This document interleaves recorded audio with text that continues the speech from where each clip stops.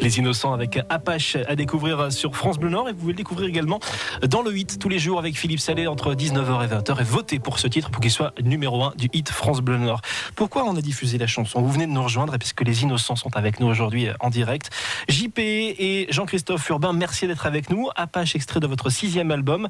Pourquoi 6,5? On n'a pas eu le temps d'en parler réellement. Pourquoi 6,5 pour cet album? Jean-Christophe. Je crois que j'ai dit que c'était la vraie comptabilité de nos albums et demi-albums. Voilà, ça fait 6,5. C'est-à-dire j'avais vaguement trouvé 6 pour un 6e album, c'est pas mal. Cet opus. Moi, je trouvais que c'était un peu chiche, parce qu'on s'est dit 35 ans de carrière, 6 albums. Il y a des gens qui vont se dire, bon, voilà, un peu tir au flanc. Mais vous allez être content à la personne aussi. Oui, mais bon, quand même, moi je me suis dit, bon, ce petit demi, quand même, voilà. C'est le petit demi qui fait, c'est important. Oui, c'est important. C'est comme quand on a 6 ans et demi, en fait. Alors j'allais le dire, c'est exactement ça, parce que c'est un garant de notre fraîcheur d'esprit. Qu'est-ce qui nous attend dans cet album? Je sais pas, nous on l'a fini alors non. maintenant, ce qui nous attend, c'est ce que les gens vont trouver dedans, parce que nous, quelquefois, on a l'impression qu'on met des trucs dedans et les gens ne trouvent pas la même chose. Ah bon? Ouais, ou le contraire, où ils trouvent plus que ce qu'on a mis. Alors vous avez mis quoi? C'est plus comme ça, je vais peut-être tourner ma question. Vous avez mis quoi dedans? On a mis quoi? Des chansons déjà, c'est pas mal. Ah ben ça, c'est des chansons, bien sûr, c'est un format. On a mis 10 chansons. Après, qu'on a fait il faisait beau quand je sais plus quand c'était en juin, je crois. On les a enregistrés. Oui, c'était en juin et en juillet. On a eu du beau temps et j'ai l'impression que ça transpire un peu dans nos chansons. Vous avez enregistré à Bruxelles, c'est ça? Oui, à Bruxelles. Ouais. Là où on a enregistré notre premier album d'ailleurs. C'est un retour aux sources pour vous du coup? La boucle est bouclée, voilà, on n'en parle plus. La boucle est bouclée. Non, je pose la question, ça veut dire quoi? Ça va pas dire que c'est le dernier quand même? Non, mais passé un certain âge, on se rend compte que souvent on boucle plein de boucles et puis ça change rien du tout en fait. Donc voilà. En même temps, moi j'avais coutume de dire dès le premier qu'on essaierait. Enfin, j'avais l'impression que ce qui était intéressant dans ce métier, c'était de faire chaque disque comme si c'était le premier et le dernier. Et donc, je crois qu'on est assez fidèle à ce principe, qui est quand même que, voilà, il faut toujours se dire que ça peut être le dernier, donc il ne faut pas que ce soit trop honteuse, on ne peut pas recevoir les gens en négligé comme ça. Il faut y mettre ce qu'on a sur le moment, mais aussi ce qu'on voudrait pouvoir peut-être laisser si jamais on est interrompu dans cette mission-là. Mais après, il y a aussi, là où on en est, et puis là, c'est... comme à chaque fois, les chansons ont plein d'histoires différentes. Jean-Cri a rouvert un coffre dans lequel il avait des belles chansons qui n'avaient pas complètement terminé, exploitées, qui nous ont permis d'avoir un rail, on va dire. Oui, une idée, une amorce. Voilà, moi j'étais pas tout à fait prêt à rentrer en studio, mais j'ai suivi son urgence. Je trouvais qu'il y avait quelque chose d'assez intéressant dans le fait d'aller là-dedans, parce que moi, si on me laisse faire, je mets 2 siècles entre chaque mouvement. À ce moment-là? Ouais, facilement. J'aime bien. Je m'enfonce dans. Enfin, c'est comme une tranchée pour moi un disque. On creuse. Après, j'ai beaucoup de mal à en sortir. Mais là, il y avait il a mis une espèce d'énergie. Et puis du coup, je me suis un peu forcé à écrire pour rentrer dans ce timing-là, pour qu'on rentre dans cette deadline. Oui, je vous parlais de soleil, c'est parce que justement, le coup de la tranchée, j'ai l'impression qu'on a fait souvent des albums où on était vraiment dans un blocos. Ah oui, carrément. Ouais, on s'enterre souvent. Mandarine, le précédent par exemple, qui était l'album des retrouvailles en 2015, déjà il y avait une sorte de track des retrouvailles et puis tout ça, de dire comment on va revenir, qu'est-ce que les gens vont en penser, enfin bon, il faut qu'on soit à la hauteur. Et puis il y a le fait qu'on l'avait fait complètement dans notre quartier, qui est le 20e à Paris, qui est Ménilmontant, qui est notre terreau. Et du coup, au bout d'un moment, on ne sait plus ce qu'est la vie quotidienne, le disque, tout ça. En fait, tout ça finit par se mélanger. Donc, il se passe 1 an, et puis vous avez toujours pas fini votre disque. Mais bon, il faut repasser à la maison. Ah, mais j'ai mis une machine à tourner. Un an plus tard, c'est pas mal. Est-ce que le linge a dû périmer un petit peu quand même dans la machine? J'ai rendez-vous chez le médecin, tout ça. En fait, les journées finissent par être plus des journées. On ne sait plus depuis combien de temps on y est, et tout ça. Donc là, c'est vrai que c'était pas mal. Le côté blitzkrieg comme ça. On s'est dit, 3 semaines à Bruxelles. Après, on a fait les finitions à Paris. Bien sûr, mais donner l'impulsion. Le gros du travail était fait là-bas. Ouais, l'impulsion d'un disque, c'est quand même ce qui donne un peu sa couleur, quoi. Qui fait quoi dans la réalisation d'un album? L'un écrit, l'autre interprète, l'un joue des instruments et l'autre chante, ou vous laissez aller à chacune des expériences? Tout le monde fait tout plus ou moins bien. Oui, non, mais ça dépend des. En fait, ça dépend de ce que nous demandent les chansons. Sur cet album, donc comme on vous le disait, on a chacun un petit peu amené nos chansons. Et quand on amène sa chanson, on se sent un petit peu logiquement être un peu le chef de l'exécution de cette chanson, mais ça marche pas comme ça. C'est que notre collaboration nous amène à, je sais pas, si JP m'amène une chanson, je vais dire ah tiens, mais si on changeait ça ou si on changeait ça, et inversement. Et puis on travaille avec un réalisateur, Dominique Le Dudal, qui est qui a toujours été là d'ailleurs, quand on y pense bien. Et donc on est à 3 et on fait notre petite sauce. Mais je crois que ce qui est surtout important, c'est de respecter l'idée première de la chanson, même si souvent on a tendance justement dans les souterrains à se perdre, à pouvoir se perdre. Mais on essaie quand même toujours de revenir à cette idée première. L'idée première, oui. Ouais, ça navigue toujours quand même entre le potentiel de séduction de la chanson. L'idée, c'est quand même que l'autre est notre premier public, puis notre réalisateur. Et puis après, il y a quand même des moments où il y a une petite voix en vous qui dit moi, j'ai une idée, j'y tiens. Donc c'est un peu comme faire manger des légumes à un enfant qui n'a pas envie d'en manger. C'est d'arriver à trouver le moyen qu'à la fin ils disent ah ouais, t'as raison, ouais, c'est pas mauvais. En tout cas, c'est bon pour ta santé. Oui, c'est important. Mais voilà, il y a toutes les acrobaties, il y a de la mauvaise foi. Puis il y a des moments où on est conquis tout de suite aussi, où c'est une évidence. C'est un coup de chansons. cœur. Ouais, voilà, ouais. JP Nataf et Jean-Christophe Urbain, vous êtes les innocents, vous êtes nos invités aujourd'hui sur France Bleu Nord. L'après-midi, en musique, France Bleu et France. Toi. Eh ben, on est encore à l'antenne, on fait Les légumes. Les légumes, oui, les légumes, c'est toujours bon à faire. Mais tiens, en parlant de légumes, on va faire une petite pause sur la promo de l'album. J'imagine que vous êtes déjà venu plusieurs fois dans le Nord, ne serait-ce que pour les tournées ou les promos de l'album. Est-ce que vous avez déjà testé certaines spécialités locales? Les frites avec la double cuisson, la carbonade, voilà, les chicons gratins, les manches de flèche. Est-ce que vous avez goûté la fricadelle? Oui. Oui, mais il y a longtemps. Je vais vous proposer de mettre vos casques. On a un de nos animateurs qui propose une chronique chaque jour. On va goûter un truc par les oreilles. Par les oreilles, vous allez voir ça. C'est Olivier Paulet qui nous propose chaque jour les 200 raisons d'aimer le Nord-Pas-de-Calais. Aujourd'hui, une des spécialités du Nord. 200 raisons d'aimer le Nord-Pas-de-Calais. Raison numéro 155, la fricadelle. Ah, on en est fiers de notre fricadelle, mais c'est comme un cadeau qui est posé devant le sapin. Tu sais pas ce qu'il y a dedans? Bah oui. C'est pas ce qu'il y a dedans, mais c'est bon. La fricadelle.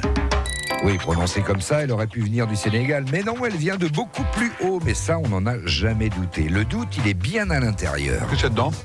La fricadelle, on n'a pas le droit de le dire ce qu'il y a dedans. Alors, je suis d'Asseneur, le fricadelle, tout le monde le sait, ce qu'il y a dedans. Mais personne ne le dit. Voilà, personne ne le dit. Ce qui est suspect aux yeux des non-nordistes, comme au service de l'hygiène. Du coup, la fricadelle, tout le monde en parle, mais il n'y a que nous pour en manger. Elle remonte aux années 50, c'est un boucher néerlandais, Jan Bekers, qui a inventé la fricadelle, inspiré par la culture du snack des États-Unis. Bon, j'ai pris des boulettes. Et tu mets 6-7 fricadelles aussi. Elle est composée de déchets de viande de toutes sortes, poulet, bœuf, cheval, le tout est évidemment broyé, malaxé, épicé et produit chimiqué. La régurgitation, c'est pour plus tard. Les intestins, ce n'est jamais que de l'air digéré, hein. On appelle ça plus communément de la merde, pour votre information. 100 grammes de fricadelle représentent 246 calories. Une fricadelle cup a été organisée plusieurs années de suite du côté de Tournai. Le dernier vainqueur en a mangé 22 en 1 heure. Voilà, alors Biloute, maintenant on sait ce qu'il y a dedans, on peut croquer en toute sécurité. Bah oui, et puis je suis sûr que vous avez mangé bien pire sans le savoir. Ici ou ailleurs en France, il y a des cuisines locales que vous voulez absolument goûter ou pas? La fricadelle, c'est tolérable avec le houle derrière. Avec le houle. C'est-à-dire le houle, c'est de l'alcool. C'est de l'alcool très très de fort. Genève, je ne connais pas assez sur ça, je suis désolé. On dirait presque de bois. Si vous me dites de Genève, moi, c'est Genève, bien sûr. C'est costaud. Dis donc, je suis pas du Nord, pourtant. Question con, c'est mieux d'écrire le ventre plein ou le ventre vide pour les albums? J'ai prévenu que c'était une question con. Ah oui. En fait, nous, la question se présente un petit peu différemment parce que ça tombe bien. Généralement, quand on doit faire un album, on a quand même eu du temps, sans se soucier qu'il faudrait un album, que ça mènerait un album. On a déjà nos petites chansons quand même qui arrivent.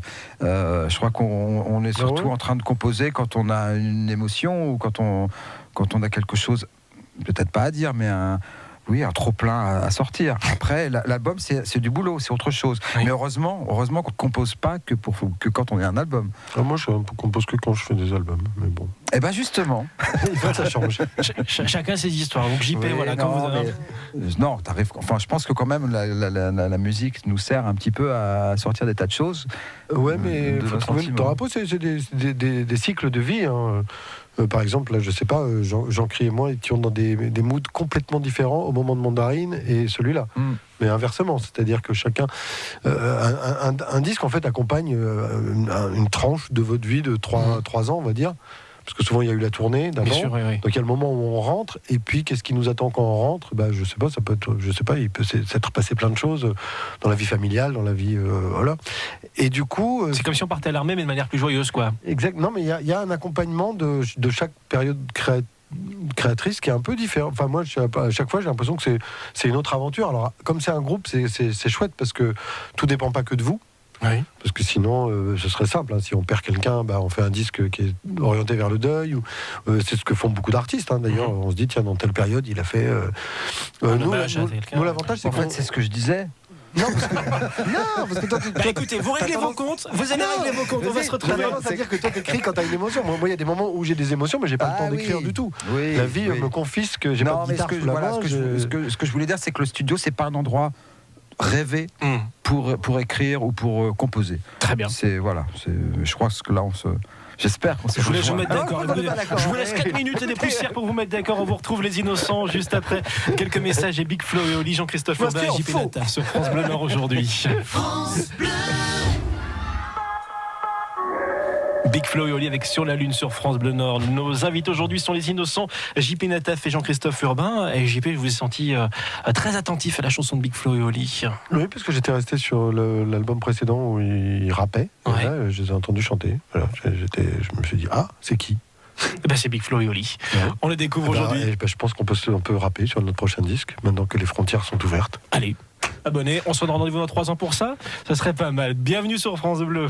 L'après-midi, en musique, France Bleu et France Bleu. Alors les innocents, vous venez présenter votre 6e album, 6,5, qui est sorti au mois de mars. On va réécouter dans quelques minutes une de vos chansons. Mais quand on se renseigne sur vous sur Internet, il est écrit que votre musique est influencée par la pop anglo-saxonne. Est-ce que c'est toujours le cas pour le 6e album? Oui. Christophe. Oui. Enfin, notre musique, oui. Notre musique. C'est vrai. Après, comme on écrit, je pense que c'est plus ce qu'on a lu en français ou ce qu'on a entendu qui nous a secoué. Mais la musique, c'est vrai. Je pense qu'on peut dire globalement qu'on vient de là. Oui. Moi, j'allais dire aussi ce qu'on n'a pas entendu. Parce que j'ai l'impression quand même que dans ce postulat de départ, quand j'avais 18 ans, je me suis dit, tiens, je vais faire un groupe. J'écoutais effectivement majoritairement des anglo-saxons. Oui. Ou des gens même d'autres pays, ça peut être depuis de la musique africaine, brésilienne. Et il y a aussi le fait de se construire justement pas dans les pas des choses qu'on a entendues, parce que c'est ce qu'on a déjà entendu, et de se dire, tiens, où est-ce qu'il y a de la place, où est-ce qu'on n'a pas encore écrit. Alors je pense que la musique fait que forcément on a développé un style aussi qui ramène pas, on parlait off le micro de Brel et de Brassens, mais je pense que justement parce qu'on a grandi avec ça, mes parents écoutaient ça, donc c'était la chanson française et c'est la chanson qui faisait sens tout de suite, parce qu'on se dit, ah bah oui, il dit ça, le monsieur dit ça. Et puis cette musique anglo-saxonne qui était mystérieuse quand même, hein, parce qu'on avait beau comprendre quelques mots. Oui, les Beatles. Il n'y en avait pas tout le truc non plus. On ne comprenait pas tout Dylan et après tout Elvis Costello. Donc je crois qu'aussi dans le style, enfin quand on écrit en français, il y a aussi le fait de vouloir ne pas écrire comme les autres. Exactement. Alors après, bien sûr, on a des figures tutélaires. Il y en a qui ont essayé de faire la même chose avant nous, heureusement, et qui ont réussi. Souchon, Bachung ont essayé d'amener la chanson française un peu ailleurs. Mais c'est pas mal aussi de ne pas avoir trop de références, quoi, parce que sinon, c'est très... Moi, ça me paralyse beaucoup. C'est votre musique à vous? On espère. Ça me paraît bien. On est 3-4 ans après votre retour. Là, c'est le 6e album, il y a eu une tournée. Ça prouve que le retour est réussi. Jean-Christophe? C'est rigolo. Non, mais je pense quand même, si vous revenez avec un nouvel album, c'est que le retour est réussi. Non, je trouve que la réussite, c'est surtout d'être encore ensemble après je ne sais combien d'années. C'est une belle amitié. Voilà, et c'est une réussite... qui nous comble, enfin c'est de la vie. Enfin, je veux dire, avant même le retour professionnel, je pense que c'est assez surprenant de pouvoir jouer encore ensemble 30 ans après, ou je ne sais pas combien, 35 ans. 35 ans, c'est ce que vous avez dit tout à l'heure. Après, on est content que ça intéresse encore des gens aussi, parce qu'on pourrait juste le faire pour nous.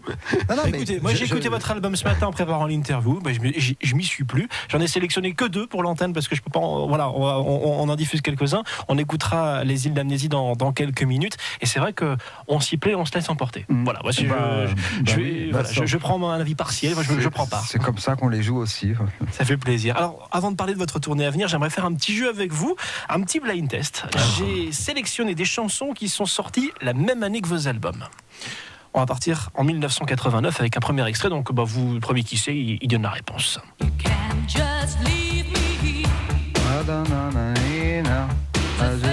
Texas. Ouais. La chanson I don't want to be Ah, lover. voilà. On est complémentaires. Comment On est complémentaires. mais c'est ça qui est bien, je vous vois ça. Alors, 100 mètres au paradis, c'était votre album en 1989. Quelques années plus tard, en 92, l'album Fou Allié, eh ben, il y avait ça aussi à la radio cette année-là.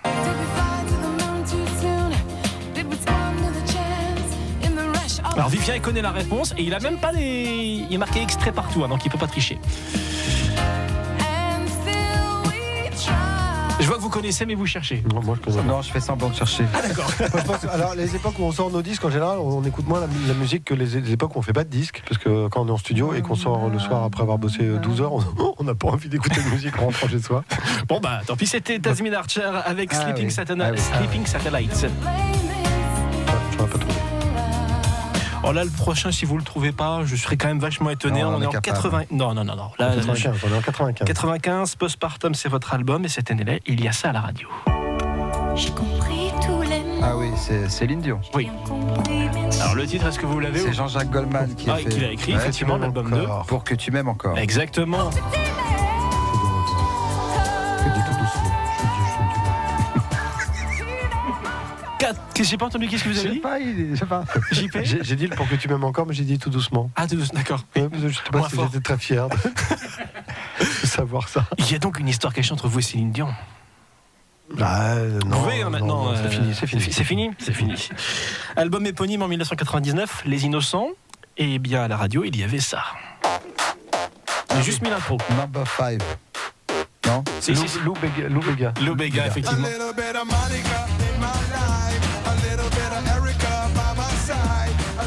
C'est vieux ce morceau. Comment C'est très vieux ce morceau. Mais alors, justement, mais je me fais souvent des avis comme ça. Les morceaux des années 90 ont l'air des fois plus vieux que les morceaux des années 80 et 70. Est-ce que ça vous fait ça des fois? Ouais, mais en plus, pour le coup, je disais ce morceau est très vieux. Enfin, c'est une reprise. Exactement, Voilà. ouais. un Mais c'est effet. vrai que ça peut arriver Ça que peut les arriver. productions vieillissent plus vite suivant les années. Ouais. 2015, l'année de votre retour avec l'album Mandarine, il y avait ça à la radio.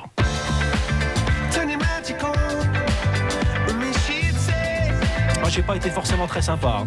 Mais c'est grand public. C'est pas un groupe anglais, ça Si. Ouais, c'est. Ouais. La lecture froide, si on le traduit littéralement. Coldplay. Oui, Voilà, Coldplay, exactement. C'est Coldplay. Adventure of a Lifetime. 2019, là, ça a été plus compliqué parce qu'on est à 4 mois du début de l'année, donc j'ai fait avec les moyens du bord. Hein.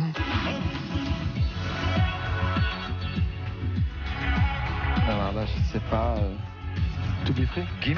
Oui, Gims, bonne réponse, avec une reprise, Gims, Maître Gims, effectivement, c'est justement Miami Vice, voilà, cherchez le nom, et je sais pas si elle vous rappelle une chanson des années 80, 1984. Oh nana. The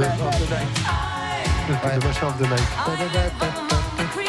The Creatures of the Night. Voilà, c'était Laura Branigan avec Self Control. Bon, Ouais, donc il y a un procès. Écoutez, je n'ai pas les informations, mais Est-ce que si on crée un procès pour plagiat entre deux artistes par lesquels on n'est pas concerné, est-ce qu'on a quelque chose à y gagner, moi je sais pas. Écoutez, on a l'émission des experts tous Des les matins à 9h, dénonciations, on peut faire ça, on va créer un sujet. Allez, au-delà des influences des extraits qu'on vient de passer, qu'est-ce que vous avez dans vos playlists en ce moment, Jean-Christophe? Alors il m'a fait écouter un super truc ce matin. Alors moi j'ai plein de choses. J'écoute beaucoup plus de musique en vieillissant que j'en écoutais avant. Je sais pas pourquoi. Peut-être parce qu'aussi le moyen avec. C'est plus simple aujourd'hui. Ouais, on peut écouter tout le temps. On écoute une radio, tiens, on entend le nom de l'artiste, on va aller voir et on tombe sur tout ce qu'il a fait. Voilà, économiquement c'est pas terrible, mais pour la tête, pour la santé c'est bon. Alors en ce moment, je sais pas, j'écoute plein de choses. Je pourrais pas vous dire. Qu'est-ce que vous avez fait écouter ce matin, Il JP? m'a fait écouter un Alors Lost. voilà, mais alors là, un comme chanteur je l'ai marocain. découvert il y a 2 jours ou Un 3 chanteur jours, de j'ai pas jazz encore son marocain. nom. Une chanson qui s'appelle Lost, qui donne aussi ce nom d'album. Non, je vous trouverai pas tout de suite comme ça. Non. On va regarder. Et Non, JP, c'est un vous, qu'est-ce chanteur. que vous avez dans votre playlist en ce moment? En ce moment, moi j'aime beaucoup le nouveau titre de Aldous Harding. Alors moi j'achète encore des disques, donc en général j'entends la chanson 1 ou 2 fois comme ça, puis après pendant 1 mois je me dis il faut que je trouve 2 heures pour aller acheter un disque. Donc il y a ça, il y a le Bolin que je veux absolument m'acheter. J'aime beaucoup le disque de Wise Blood. Jean-Cri m'a fait découvrir un collectif qui s'appelle August Green, dans lequel il y a Common, le rappeur, qui Et Anderson Paak. une chanson magnifique qui s'appelle Practice. Enfin, je sais pas, moi, je suis toujours très boulimique de musique, mais j'écoute aussi énormément de vieilleries parce que j'ai beaucoup de disques à la maison et régulièrement je me dis je connais pas assez bien ce disque et tout, donc je ressors un disque et puis voilà. Et ouais, j'ai écouté Solange aussi. Le Solange, il est bien. J'ai bien écouté le Solange. Ouais. Et le Escher aussi. D'accord, Stéphane Escher. Très bien. Vous écoutez de tout. C'est ça qui est bien. On est assez open. Il y a une tournée qui va suivre avec votre album 6,5. On va en parler dans 2 minutes. À tout de suite, les Innocents. France Bleu. Laissez dire les méchants. Les Innocents sont nos invités aujourd'hui sur France Bleu Nord. JP Nataf et Jean-Christophe Urbain. Alors vous êtes ici pour présenter votre nouvel album 6,5 qui est sorti au mois de mars. Et vous avez une tournée qui est prévue, qui démarre au mois de juin, si je dis pas de bêtises, avec une date dans la région, le 13 à Tourcoing. Est-ce que... non, le 13, oui, pardon, je dis n'importe quoi. Il n'y a pas de balle. Est-ce que vous savez déjà ce qui nous attend sur scène? Est-ce que c'est déjà acté ou... On est en ce moment en train de... On va commencer les répétitions dans une dizaine de jours. On a quasiment tous les musiciens et même, on va dire, leurs remplaçants, parce que maintenant il faut faire des équipes A, des équipes B. Comme au foot, quoi. Voilà, exactement. Donc on est assez excités à l'idée de repartir plus nombreux pour jouer. Alors pour jouer, je ne sais pas encore ce qu'on va jouer. Évidemment, il y aura les incontournables. Vous êtes obligé de faire les incontournables ou passer une demande du public? On aime bien le faire. C'est très agréable.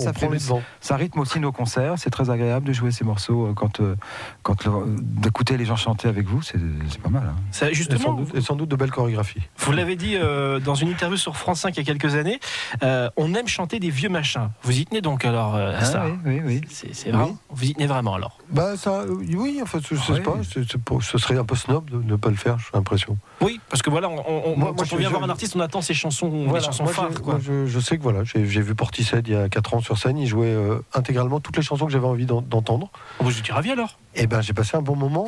Voilà, j'ai trouvé ça simple. Ils avaient fait qu'un album. Non, ils ont 3 albums. Mais ils ont vraiment, il y avait aucun snobisme justement de dire tiens, on dénature nos chansons, on les réarrange ou on joue pas tel tube. Et je trouve que je crois que déjà personne n'est supposé venir vous voir 10 fois dans sa vie. Donc je me dis pour celui qui vient nous voir une fois, c'est quand même sympa d'avoir joué. On a eu un auditeur ici, un de nos auditeurs qui nous écoute peut-être en ce moment, qui nous a dit j'ai vu Johnny Hallyday 34 fois. Oui. Alors est-ce que vous avez peut-être des fans qui vous Est-ce qu'il a joué Que je t'aime 34 fois? Oui. Ça je doute. Oui, voilà. Les Innocents Color, l'autre Finistère, j'imagine que voilà, ou Jody, vous les avez aussi sur scène. Alors Jody, pas toujours. De l'autre côté, quand quelqu'un vient 34 fois, il aime quoi quand même. On va pas remettre en cause notre répertoire. Il va pas chercher pour cette personne. Non, c'est sûr. Ça va parler effectivement. Il va pas chercher la petite bête. Alors donc le 13 juin à Tourcoing, toutes les infos sur votre site internet pour la tournée. Internet justement, vous l'avez évoqué très rapidement, Jean-Christophe. Je fais un petit passage là-dessus. Comment vous vivez aujourd'hui le fait qu'Internet soit là avec la dématérialisation, du fait que les CD se vendent un petit peu moins? Comment vous le vivez aujourd'hui? On est des internautes quand même. Non, mais c'est pas facile. Je sais pas. Prendre un billet de train quand même. C'est très agréable d'avoir ça. Mais alors, comment vous faites pour rester sérieux, Jean-Christophe? Parce que j'y vais. On va pour les billets de train, c'est pratique. Quand ça va vraiment trop loin, je m'en vais. Allez, très bien. Non, mais voilà, pour Internet, je ne sais pas, on essaye de vivre avec. Je crois qu'on est encore qu'au début de ce truc qui nous est arrivé et qui est en train de nous manger. Mais dans ce qu'il y a de bien, c'est que je trouve qu'on a accès à des choses, à des tutoriaux, à de la musique, il y a tout, à des podcasts. Il y a des tas de choses bien. À côté de ça, c'est vrai que ça mange pas la création. Ça permet quand même d'élargir, moi je trouve, le spectre de ce à quoi on a accès. Moi je vois la génération justement des musiciens qui vont être sur scène avec nous ont une culture musicale de dingue. À 30 balais, nous il fallait qu'on ait trouvé les disques. Quand on nous disait tiens, il y a tel chanteur brésilien, peut-être que t'aimerais. Bon voilà, ça prenait quelquefois des mois. Là, en 2 clics, ils ont toute cette culture-là est à portée de main. Après, par contre, on gagne moins notre vie quand même. Hein. Mais non, justement, j'allais rebondir là-dessus, parce qu'il y a le retour en force des vinyles. Voilà. Pour nous, c'est moins bien, mais pour les gens, c'est mieux. Mais il y a le retour en force des vinyles. Est-ce que, du coup, il n'y a pas un marché là-dessus pour vous? Moi, je crois que ça fait partie des paradoxes. Le vinyle, c'est quelque chose c'est comme un feu de bois. Enfin, je pense que c'est éphémère comme pour vous, une bouteille de vin. C'est agréable d'écouter la musique sur un vinyle, mais il y a quelque chose c'est festif. C'est festif. Maintenant, si vous êtes dans la rue, en voiture, on n'a pas notre tourne-disque sur le bras. C'est compliqué de sortir le manche-disque. Donc, effectivement. C'est une période hybride. Moi, je dis de toute façon, il se trouve que nous, on a vécu l'âge d'or, la fin de l'âge d'or, où les disques se vendaient par camion, et puis c'était un ascenseur social pour le chanteur sur qui ça tombait. bon voilà, là c'est un retour à un truc un peu plus normal. C'est vrai que tout le monde est obligé de réviser un peu son point de vue. Donc effectivement, pour en vivre, il faut effectivement... pour un artiste qui tourne pas, c'est très compliqué par exemple. Voilà, on peut plus se permettre de juste passer 4 ans à faire un disque comme un ermite, comme certains artistes le faisaient. Oui. Et puis de le balancer, et puis de rester à nouveau chez soi, et puis enfin voilà. C'est pas possible, quoi. Voilà. Il faut faire ou alors faut faire des musiques de films, de pubs, enfin, faut se réinventer. Avec des droits qui peuvent être renouvelés très facilement. Mais a priori, on est des artistes, donc on est quand même supposé avoir des capacités à se réinventer, puisque c'est un peu le fond de l'histoire. Donc c'est vrai que pour le moment, pour nous, c'est un peu inconfortable, parce qu'effectivement, on se dit ah oui, d'accord, voilà, on n'est pas habitué. Les Innocents, avant de vous laisser partir, j'ai une dernière question. Est-ce qu'après toutes ces années, 35 ans de carrière, même avec la pause du groupe entre 99 et 2015, vous êtes toujours aussi innocent? Jean-Christophe. Oui. Oui. C'est important de garder l'innocence? Moi, je crois que je suis pire. C'est pas important du tout. Non. Mais je le suis. Vous êtes coupable alors? Non, mais alors ça, je crois que je me suis jamais posé cette question en fait, mais vraiment. Moi, j'espère que vous n'avez pas remis. Vous n'avez pas. Non, je sais pas cauchemardé cette nuit, rassurez-vous, mais je me suis jamais posé cette question. Pour moi, les Innocents, c'est un truc qui a marqué sur un disque et dans lequel je joue. Et après, ça ne va pas plus loin. Ça aurait pu être JP et JC sur le disque tout autant. Voilà, c'est une question. C'est notre titre, c'est notre costume qu'on passe. Et puis Jean-Claude est arrivé dans un groupe qui s'appelait déjà Les Innocents, donc en même temps il est. Oui, peut-être, mais il est rentré dans le costume. Je pense pas que ça influence notre musique, par exemple. D'accord. Moi j'avais trouvé le nom et j'en ai beaucoup parlé à mon psy, par exemple. Voilà, ce sera le mot de la fin. Merci JP Nataf et Jean-Christophe Urbain. Les Innocents, votre album 6,5 est disponible depuis le 15 mars. Votre tournée commence au mois de juin. Merci d'être venu sur France Bleu Nord le présenter aujourd'hui. À très bientôt. Ah oui. J'espère que vous allez revenir. Dans le Nord, en général, plus souvent qu'à notre tour, comme on dit. Comment? Plus souvent qu'à notre tour, comme on dit, c'est une expression française. Je ne la connaissais pas. C'est bien, moi j'aurais aussi appris les trucs aujourd'hui. On se quitte en musique avec Les Îles. Les Îles d'Amnésie, c'est une de vos dernières chansons donc sur l'album 6,5 à découvrir dès aujourd'hui, bien sûr.